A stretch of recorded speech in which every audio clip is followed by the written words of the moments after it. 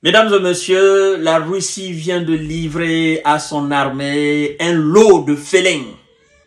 Un lot de félins, de carnivores de Bradley.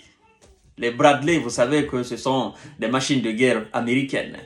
Mais la Russie vient de concevoir quelque chose qui peut alors engloutir ces Bradley, qui peut les neutraliser, qui peut les broyer, qui peut les rendre en cendres, qui peut les rendre en molécules. La Russie vient de livrer un lot de ça à son armée. Et c'est pas tout. Vous savez, mesdames et messieurs, ce machin-là, derrière moi, vous voyez, derrière moi là, sur la terre ferme, mais aussi le félin qui est juste là. Le félin qui est là, juste là, vous le voyez, non? Le félin, il est capable d'une vitesse de 70 km/h sur la terre ferme, mais aussi, la particularité de ce félin, c'est aussi son adaptation à l'eau. Le félin, il est aussi aquatique. Il est capable d'une vitesse de 9,5 km dans l'eau. C'est-à-dire que ce qui reste maintenant est que le félin vole. Le félin, il vole. Terre, eau et puis air. Maintenant, on attend peut-être dans les jours à venir, ils vont nous sortir encore pour l'air. Mais cette fois-ci, c'est la terre ferme et dans l'eau. Mesdames et messieurs, ce sont des machines de guerre. En quelque sorte des chars. Oh. Les Russes ne sont pas des amis de quelqu'un. Hey, qui êtes-vous, vous les Russes? Qui êtes-vous? Qui est allé vous provoquer? Chère dame, partagez la vidéo dans tous les groupes possibles. Abonnez-vous sur cette page, activez la cloche de notification pour ne plus rater mes vidéos, s'il vous plaît. C'est-à-dire, qu'est-ce qui se passe? Qu'est-ce qui se passe?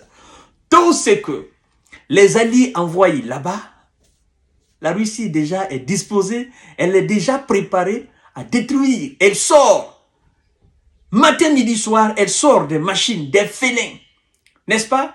Des félins capables d'engloutir tout ce que les Alliés envoient sur le terrain. Et c'est ce qui fait que ils ne cessent d'enregistrer des victoires. Chaque jour, il y a une nouvelle victoire.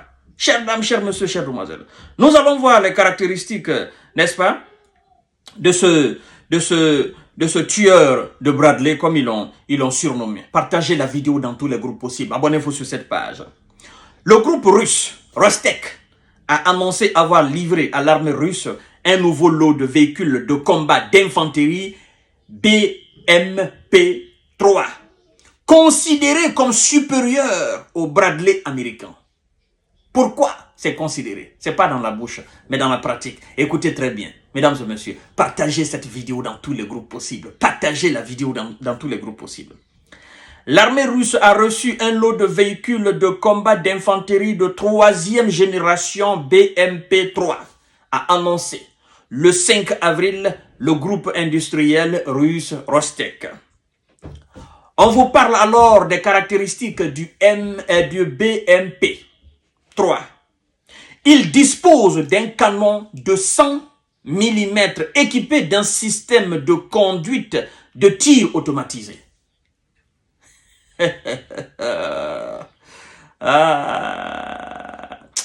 C'est pas facile.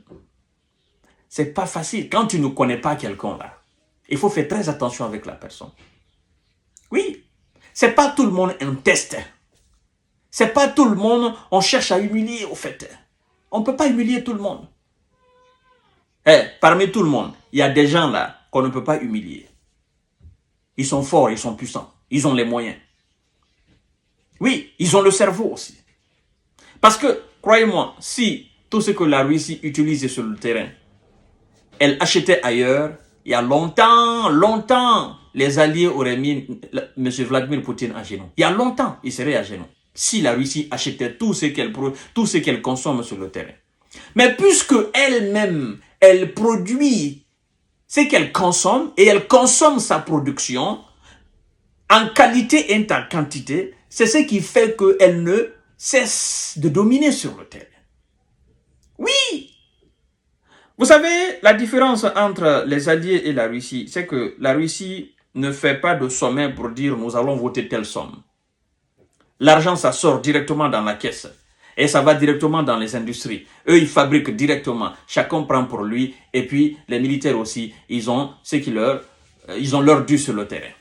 Ça ne manque pas. Les munitions, ça ne manque pas. Est-ce que vous avez entendu parler des militaires russes se plaindre? Non, ça ne manque pas. C'est pourquoi eux, ils tirent à gogo. Ils tirent sans arrêt. Même en dormant, ils peuvent tirer. Ça ne finit pas. Ils peuvent tirer aujourd'hui. Ils peuvent commencer à tirer aujourd'hui matin. Jusqu'à demain matin, ça ne finit pas. Il y en a, ça ne finit pas. Chez eux, là, derrière, c'est gratuit. On fabrique, on envoie. C'est pas possible. Il dispose d'un canon de 100 mm équipé d'un système de conduite de tir automatisé.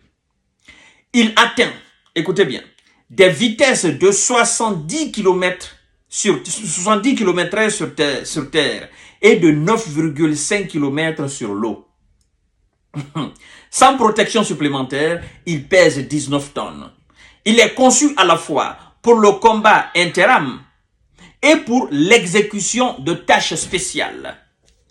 Le BMP-3 est très supérieur au Bradley américain, comme l'a annoncé une étude sur un véhicule américain capturé. Vous comprenez? A expliqué M. Roman Kromov, vice-directeur exécutif de l'usine de construction mécanique de Kourgan. Voilà. Kurgamachezov, voilà, qui produit en série les BMP-3. C'est pas facile de prononcer les noms russes. Donc, on fait avec. Mesdames et messieurs, le but, c'est de vous informer. Le Bradley américain est seulement équipé d'un canon automatique de 25 mm et ne peut pas évoluer en milieu aquatique sans une préparation préalable, contrairement au BMP-3 qui franchit des cours d'eau sans s'arrêter, souligne le responsable. Des BMP-3 et BMP-2 avaient d'ailleurs été comparés à des Bradley lors d'un appel d'offres aux Émirats Arabes Unis en 1991. Le pays s'était finalement tourné vers les véhicules russes et en achetant plus de 600. Ça, c'est depuis 1991. Mesdames et messieurs. Ces gens-là, est-ce qu'on peut... Il n'y a pas moyen. Il n'y a pas moyen de les arrêter. Il n'y a pas moyen.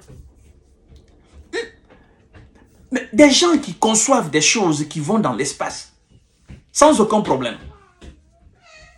Mais ceux qui vont dans l'espace, qui est-ce qui va donner du fil à retordre à ces gens-là? De concevoir des choses qui peuvent manœuvrer même sous la terre, sous l'eau, sur l'eau, hein? Sur la terre, dans l'air. Les Russes, ils ont tout type d'armes.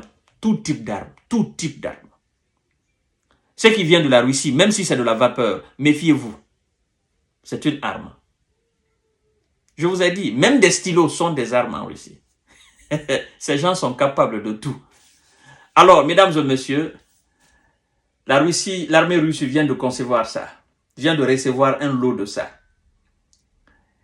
Et dans les jours à venir, nous allons en parler. Parce que ça va créer encore de la différence sur le terrain. C'est pour dire, nous les Russes là, il n'y a pas moyen de nous arrêter. C'est juste qu'on ne veut pas détruire complètement ce pays-là. On ne veut pas mettre ce pays à plat. C'est juste ça. Nous voulons épargner des civils. C'est pourquoi nous allons doucement. Sinon, en réalité, si nous voulons faire comme d'autres là, il y a longtemps, ce pays serait rasé. Longtemps, serait mis à sac. Mais ce n'est pas notre objectif. Mesdames et messieurs, partagez la vidéo dans tous les groupes possibles. Alors, à tout à l'heure pour notre série d'informations de décortiquage. Partagez la vidéo dans tous les groupes possibles. Merci et bonne soirée.